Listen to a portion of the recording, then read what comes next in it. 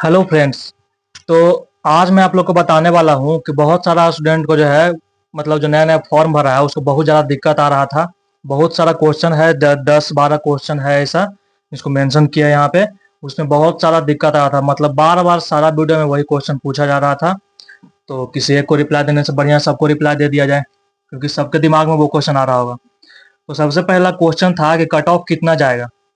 तो जब से हम किए हैं अप्रेंटिस तब से पिछले उसके पिछले साल और 2 साल, यानी कि पिछले साल हम किए थे, पिछले साल नया स्टूडेंट आया है और इस साल आप लोग का आने वाला है। तो 2 साल में हम लोग के समय कट ऑफ गया था वही 70 से 73 मिनिमम गया था, 73। और मैक्सिमम कितना भी जा सकता है। और फिर जो पिछले साल का कट ऑफ था वो 78, 79, 80 ऐसे गया था, सबका अलग अलग ट्रेड का अलग अलग गया था। तो एवरेज अगर लेके चलें तो कट ऑफ आपका 75 जाएगा, अगर ईडब्ल्यूएस सब लगा दिए तो अब तब बाकी मतलब अलग अलग कैटेगरी का अलग अलग रहता है, एससी एसटी का तो कम ही रहेगा। तो 75 प्लस आपका है तो समझ लीजिए 80 से 90% चांस है कि आपका नाम लिस्ट में, मेरिट लिस्ट में नाम आ जाएगा। दूसरा क्वेश्चन अब बहुत लोगों का ये रहता है कि अप्रेंटिस में क्वेश्चन मतलब पूछा जाता है, एग्जाम होता है, क्या होता है, कैसे सिलेक्शन होता है। तो आपका 10th और आईटीआई का दोनों का नंबर जोड़ा जाएगा, तो दोनों का नंबर जोड़ के उसका निकाला जाएगा परसेंटेज, और वही परसेंटेज से आपका जो है वहाँ सिलेक्शन होगा। कोई भी वहाँ रिटन या सीवीटी एग्जाम नहीं होता है। आपका जो 10th और आईटीआई है बस उसी के बेसिस पे आपका वहाँ पे सिलेक्शन होगा। 75 प्लस रहेगा तो चांस है आपका, समझ लीजिए कि होने का चांस आपका 80 से 90% चांस है कि हो जाएगा। फिर बहुत लोगों का क्वेश्चन था कि ज्वाइनिंग कब तक करवाएगा। तो ज्वाइनिंग का भाई देखिए, दानापुर डिवीजन का ईसीआर सेंट्रल रेलवे जो है पूरा जो उसका 8वां का जो निकाला है डिवीजन का, कोई ठीक नहीं है कब करवाएगा। उसका मिनिमम आप 5 महीना लेके चलिए, 5 महीने से पहले आपका मतलब वहाँ पे सारा काम नहीं होगा। आपका लगभग 1 महीना अभी तो फॉर्म भराने में ही है, 15-20 दिन। उसके बाद आपका लगभग 1 महीना बाद आपका मेरिट लिस्ट जारी करेगा। 1 महीना लिस्ट जारी करने के बाद आपको बुलाया जाएगा डीवी के लिए, फिर मेडिकल करवाया जाएगा, उसके बाद फिर से लिस्ट निकाला जाएगा, फिर से कॉन्ट्रैक्ट साइन करवाया जाएगा।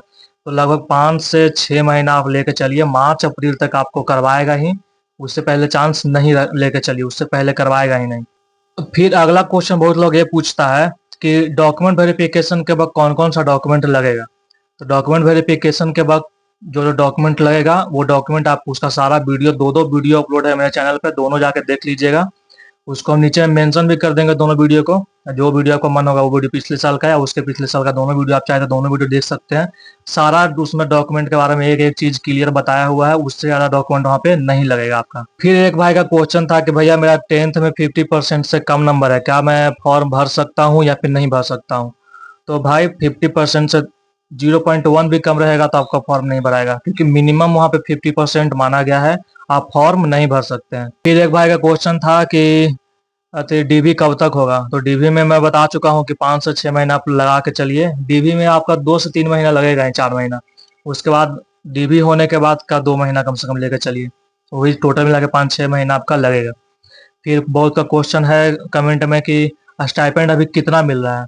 स्टाइपेंड अभी मिल रहा है सबको 7,000 रुपया, पिछले साल भी 7,000 सबको मिल रहा था, उसके पिछले भी 7,000 सबको मिल रहा था। तो 7,000 स्टाइपेंड मिलता है। और ज्वाइनिंग के बाद स्टाइपेंड जो है लगभग 2 महीना के बाद यह स्टाइपेंड आपको दिया जाएगा। ऐसा नहीं कि ज्वाइनिंग किए उसके अगला महीने सबका स्टाइपेंड मिलना चालू हो गया, नहीं, 2 महीना बाद ही आपको स्टाइपेंड दिया जाएगा। 7,000 मिल रहा है। और अभी रेलवे के द्वारा स्टाइपेंड बढ़ाया भी गया है, तो इस बार आपको जब कॉन्ट्रैक्ट साइन कीजिएगा तो आपको उसमें पता लग जाएगा कि यहाँ पे ईसीआर कितना दे रहा है सबको। क्योंकि ईसीआर का सबसे कम स्टाइपेंड पूरे मतलब भारत में ईसीआर ही देता है, सबसे कम स्टाइपेंड अप्रेंटिस वाले को। फिर बहुत लोग का क्वेश्चन था कि भैया सीएल कितना मिलता है ज्वाइनिंग के बाद, और सीएल तुरंत ले सकते हैं या फिर उसका भी टाइम लिमिट रहता है कितना दिन बाद ले सकते हैं। तो सीएल आपको टोटल पूरे 1 साल का आपका कोर्स है। आप चाहे जून में ज्वाइन करो, मार्च में ज्वाइन करो, 1 साल का कोर्स है। पूरे 1 साल के अंतराल में मात्र 8 सीएल आपको मिलेगा, उसके अलावा कुछ नहीं मिलेगा।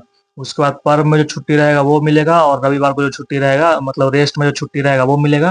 और 8 सीएल मिलेगा। 8 सीएल के अलावा एक भी एक्स्ट्रा सीएल आपको नहीं दिया जाएगा।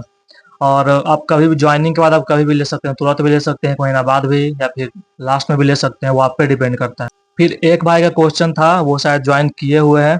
तो क्वेश्चन था कि भैया 240 दिन या 230 दिन मेरा अटेंडेंस रहेगा तो क्या मैं एग्जाम दे सकता हूँ, फाइनल एग्जाम। तो भाई उसमें 245 या 50 दिन का रहता है। उससे कम रहेगा तो भाई एग्जाम देने के लिए नहीं मिलेगा, फेल कर दिया जाओगे। इसलिए अटेंडेंस वहाँ उतना तो होना ही चाहिए, एग्जाम देना है फाइनल एग्जाम, आपको अपना रिजल्ट चाहिए तब, नहीं तो फिर छोड़ दो, मत करो अप्रेंटिस। फिर एक भाई का क्वेश्चन था कि 6 मतलब काम कैसा होता है, मतलब वहाँ हार्ड होता है या नॉर्मल काम करवाया जाता है। तो जब स्टार्टिंग आप जाओगे तो काम हार्ड लगेगा, जैसे जैसे आप सीख जाओगे, आप समझ जाओगे कैसे काम करना है, कैसे कहाँ पे काम करना है, फिर आपको धीरे धीरे काम इजी लगने लगेगा, उतना हार्ड नहीं लगेगा। मुश्किल से 5 घंटा काम रहता है, 8 घंटा का रहता है ड्यूटी, लेकिन 5 घंटा काम रहता है, बाकी 1 घंटा लंच वगैरह मिलता है, उससे ज़्यादा काम नहीं करवाया जाता है, काम नॉर्मल ही रहता है। जो टेक्नीशियन लोग करते हैं वही लोग, आप लोग को हेल्पर के रूप में रहना है, साथ में काम सीखना है, ऐसा नहीं कि मजदूरी करना है वहाँ पे। एक भाई का बहुत अलग क्वेश्चन था कि अभी मान लीजिए कि मेरा अप्रेंटिस अभी जस्ट पूरा हुआ है, तो क्या ग्रुप डी का जस्ट फॉर्म है तो हम फॉर्म फिलअप कर सकते हैं अप्रेंटिस लगा के, कि नहीं कर सकते हैं।